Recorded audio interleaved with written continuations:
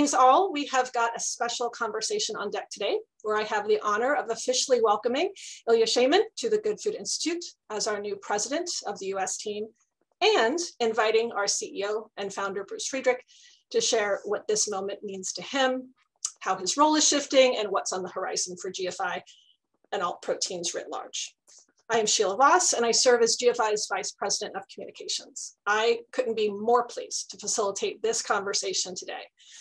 Among the many reasons I'm inspired and energized by the work of GFI on the daily is the fascinating diversity of backgrounds across our global team, as well as the diversity of motivations for doing this work.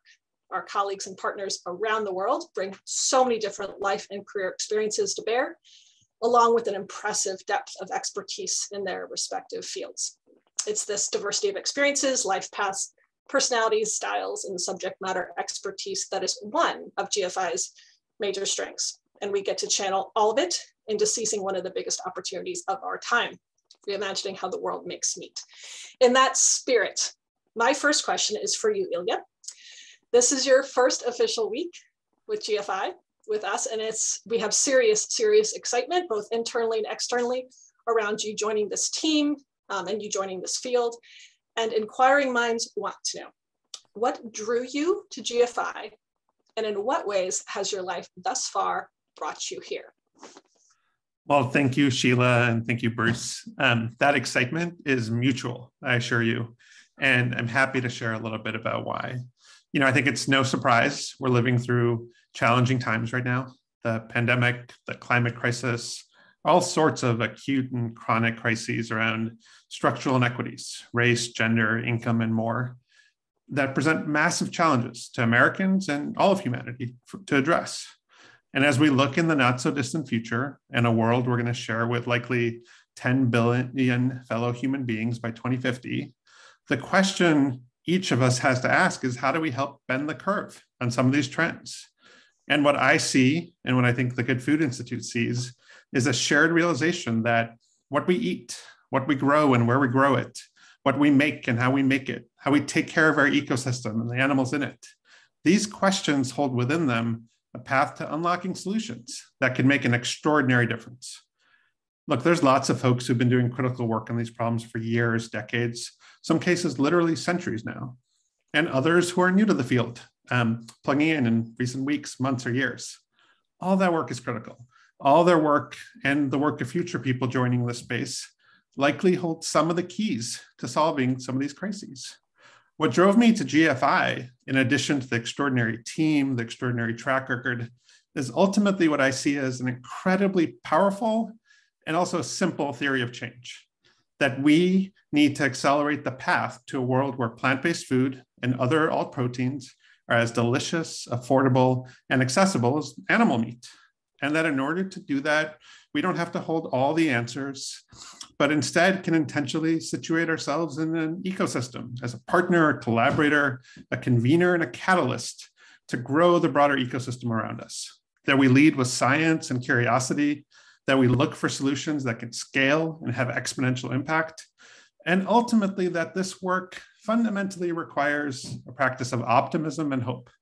And that's why I can be more excited to be here embarking on this journey with all of GFI and all the folks in this broader ecosystem. Oh my goodness. So here to all of that. Bruce, I can only imagine right now, listening to Ilya's comments, what you may be thinking and feeling on many fronts. It's interesting to note this very month, GFI is marking its 6th year since its founding.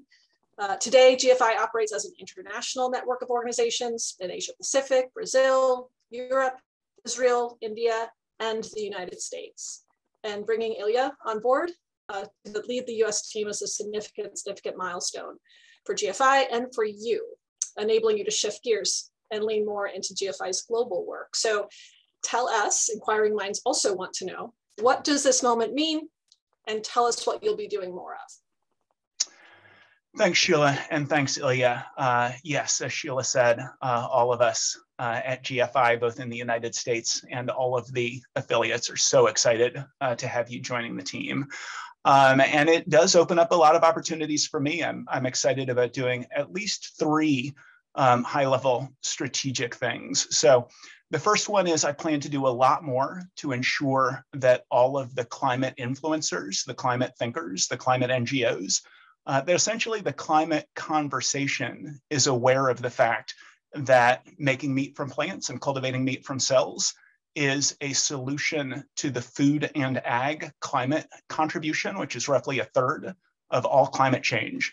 And that's going to go up as we make positive strides in renewable energy and electrification of transport, but people eat more and more meat.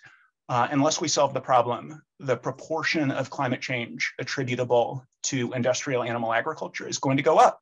So I want to make sure that the thought leaders in the climate community, the NGOs, the foundations, that folks appropriately prioritize alternative proteins. There was a spread in the New York Times maybe 6 months ago. The New York Times was excoriating the world for being asleep while the planet burns, shooting all the way back to James Hansen in the 1980s. It was probably 2,500, 3,000 words, and it didn't mention land or agriculture. They did print my letter in response, but that wasn't because the New York Times was ignoring it. It was because it is not appropriately prioritized by the climate community. So a big part of what I want to do is continue the relationship building that we've been doing with groups like Breakthrough Energy and Climate Works Foundation and Climate Advisors and Energy Innovation and the Environmental Working Group, as well as the work that we're doing leaning into AIM for Climate, Agriculture Innovation Mission for Climate, COP26, those sorts of things to make sure that the climate influencers, that the climate policy and NGO and foundation communities is leaning into alternative proteins as a scalable way to address food and agriculture's contribution to climate change and loss of biodiversity.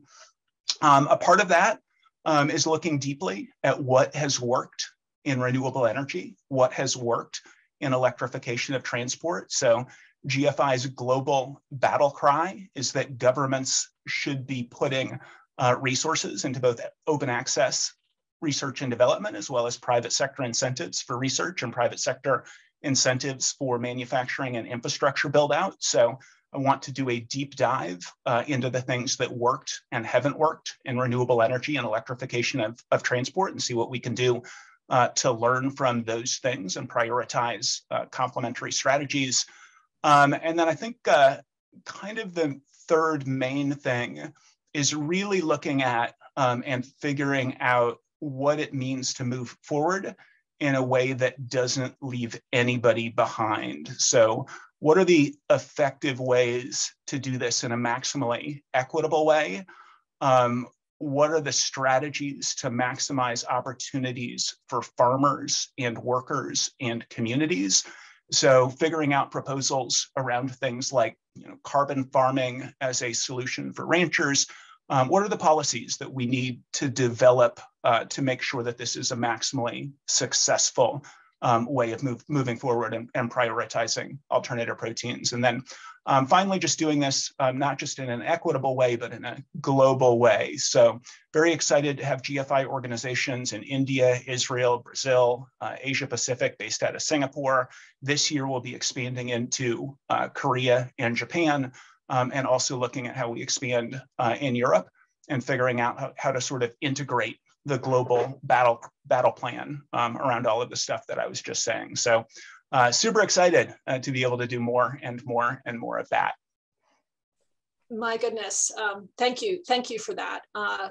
So a key theme that I heard you say there is opportunities for everyone. So and leaving no one behind. And clearly on the production and supply side and growing side, all the way to the distribution and consumer side, for everyone to be able to participate in as well as benefit from the global protein transition.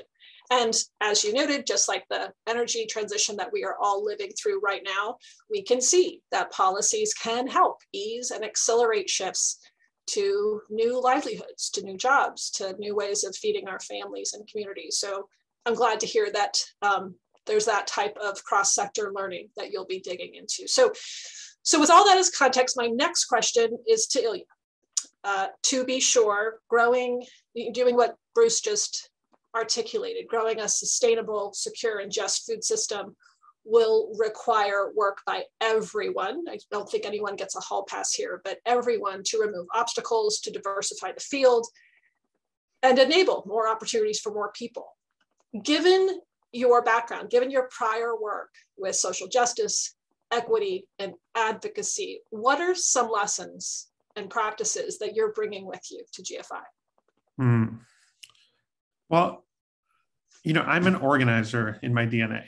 And I think what we're aiming to do here is to imagine the world as it can be, one where all proteins are no longer alternative, right? Where they're affordable and tasty and accessible like animal meat.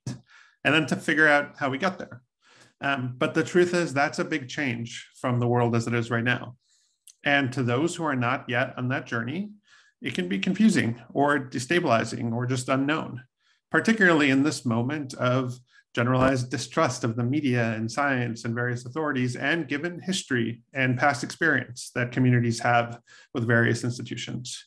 So, there's a quote I think about in response to this question, which is, if you look around at a dinner table, if you're not at the table, you're on the menu. And I believe that institutions, that businesses, that movements, that individuals are most successful when people engage with each other as whole human beings, when we listen deeply to each other and we find ways to partner, to collaborate, to build on shared interests, on mutual respect. And given how deeply personal food is, rooted in taste and preference, family and culture, memories and experience, there's no doubt that we can be our most impactful when we're able to authentically and appropriately engage with every community, with every stakeholder. And that commitment to engagement, to equity and inclusion brings everyone to the table at every stage. That's what makes our work stronger. So I'm really looking forward to making sure that, yes, we have the capacity to move both fast and slow at the same time, to accelerate the research and the investment, both public and private, to knock down those obstacles we talked about as quickly as possible, while also making sure we're doing the deep and sometimes slower work internally and externally with all these stakeholders around the shared values we hold for the world that, frankly, we want to leave to the next generation and beyond. Can I just jump in, Sheila, and say, I just love the way that Ilya spells all of that out. And one of the things that I remember about the harms of industrial animal agriculture and the issues that we're addressing, the people who, this is almost become cliche, but I think it's important to remember, the people who are most adversely impacted by something like climate change are the people who did the least to contribute to the problem. Climate change sucks for people in the global South. Climate change is life and death it sucks for people in the global North. It's life and death for people in the global South. So the idea of replacing industrial animal agriculture with products that are better for the climate, that are better for biodiversity, that eliminate food's contribution to pandemic risk, as well as antibiotic resistance, those are really good things for those of us who are leading privileged lives. But COVID-19 was not even a particularly virulent or deadly pandemic, and it sent 150 million people into extreme poverty. So the work that we're doing will be very, very good for those of us who are already leading privileged lives, but it will be especially good and especially important for people who are not, for people in the global South. So when we're thinking about the work that we're doing and the impact of the work that we're doing, that's one of the things that I find sort of most exciting and most important to keep our eyes on. Thank you both for that. As I listen to you, I also think, you both mentioned folks on the front lines in a couple different ways, including those who are growing our food. So, farmers, ranchers, fishers. And when I think of what you were just saying there, Bruce, I also think that, on one hand, we can say that agriculture presents the biggest challenge to climate change. It also represents the biggest opportunity. And when you think about farmers, ranchers, and fishermen, they're the ones with the most intimate understanding of local lands and waters. So they are the ones that can be the heroes in this also, as far as this transition. and we need that knowledge. Okay, so we're talking about food as personal. We're talking about food not only affecting people's lives, their survival, but as you mentioned, Ilya, it's also fascinatingly and deeply personal and cultural, and it's an identity. So with that, and you also noted that it's important to engage people as whole human beings, right? Not just their political selves, not just their business selves, not just sort of one part of how they show up in the world. So with that, my last set of questions, I promise I will, I'm wrapping up here, but my last set of questions does get a little bit personal. We inquiring minds, again, want to know a little bit more about your whole person selves, both of you, actually. So I'm talking about your family and friends, your favorite places, your interests, your hobbies, your geeky obsessions, the non-humans in your life who bring you joy, all of that, because that's, again, that's part of who you are when you show up to GFI too. And that's another thing that I really like about GFI, is because we recognize and celebrate people as their whole selves. So with that, I would love for each of you to give us a little bit of a glimpse inside that part of you, who are the special humans and non-humans in your life, and what brings you joy. Ilya, let's start with you. Sure. Well, so I live outside of Chicago. My spouse and I are raising a couple little kids. Also have a lab shepherd husky mix who's about 85 pounds, larger than both my kids combined, and a couple cats as well. We're aged 9 and 14. You know, my kids love animals. They're totally fearless. They're the kind of kid who walks down the street and engages with any wildlife around them, sees a garden, wants to know what's growing there. Love it, love them. This work really is driven by thinking about what their lives will be like in 2050 and beyond. And I have to say, ours is very much an all-protein household. You name it, we've tried it. You name it, our kids love it. And one thing that just fascinates me every day, I'm relatively young, and yet the difference between me growing up and them is just extraordinary. We go out on a Saturday, we'll go get an Impossible Burger from Burger King. They'll go to a Dunkin' Donuts or a local grocery store. Everywhere they go, they have the ability to lead the lives they want to lead with their friends, with their loved ones, with their friends, and consume something that's an alternative to animal meat. That's incredible. That I love being able to provide it for them. And I love the idea that we can make structural, systemic solutions to make that possible for everyone in the whole world. It is their new normal, right? And what a difference a little bit of time makes. You're absolutely right. Bruce, give us a glimpse in. Oh, you're on mute. Of course I'm on mute. Of course. I have to say that at least once, right? It's not a meeting with you unless we say that at least once. I know, it's true. I am super techno challenged, but I live in Washington, D.C. with my wife, who is also technologically challenged, and our 3 cats who are teaching us technology. They are excellent typists and really know their way around a Google sheet. We have a Russian blue named Rena, named after my mom. We have 2 tabbies, one of whom is named Tigger, after the Tigger character in Winnie the Pooh, and the other one who is named Angie, after the civil rights activist Angela Davis. And all 3 of our cats are extraordinarily unique and wonderful individuals. And my favorite thing to do is give other bicyclists a bad name by riding around downtown Washington, D.C. I am a bit of a kamikaze cyclist, and I thoroughly enjoy that. And Sheila, going with the theme of whole selves and you being on this video, I think it would be wonderful if you as GFI's VP for Communications would also reciprocate and talk about your family and a little bit about the things you love to do. Oh, goodness gracious. Isn't the moderator supposed to be just in the background like vanilla? I don't know. But I will say, so Ilya, I'm just a few hours south of you. So I'm based in St. Louis. So not a native of the Midwest, but I love the Midwest. I have 2 kids, 2 teenagers. One's about ready to go to college, yay. My husband is a research biologist. I have a spazzy dog. She is a mixed breed. I don't know what she is. Her name is Jello. We didn't name her Jello. We got her from a rescue place and they named her that because she shakes when she gets excited. But anyway, I'm a big food gardener. I'm a big hiker.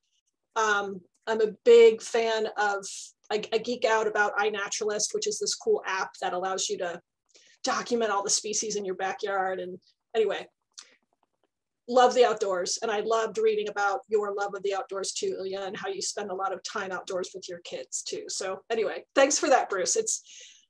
I mean, it's really a cool part of GFI's culture is that there's lots of opportunities. In addition to showing up and everybody bringing their best darn selves to the work, they show up for each other also and celebrate things like new houses or new milestones. And it's a cool part of this place. Anyway, so my very last question. It's still the early days here of 2022. A lot's happening in the world. Describe for me, both of you, how you're feeling right now in 3 words. Bruce. I am extremely optimistic about GFI's future and the future for our mission and our vision and our purpose. I am energized by this conversation and Ilya joining us and all of the work that we are doing. And I guess this is a bit of a synonym, but I'm also just excited. I think there's enough nuance between energized and excited to say I am really excited about what comes next. And I will pass along to Ilya for your 3 words. Well, thank you again, Bruce and Sheila and everyone for the warm welcome. I mean, I'll end with 3 words that feel right now, which are hopeful, clear-eyed, and resolute. I think we're on the path to achieving transformative change. And I just couldn't be more thrilled to be here in service of that work and for what we'll achieve together in the months and years to come. My goodness. So, man, so after this discussion, my 1 word is inspired. Well, sorry, I lied. 2 words, grateful. Thank you both so much for your time today and for this fantastic conversation. I'm really honored and humbled that I got the chance to be the one to chat with you both. Welcome again, Ilya, to GFI. Kudos and congrats, Bruce, on this milestone because it's pretty darn big.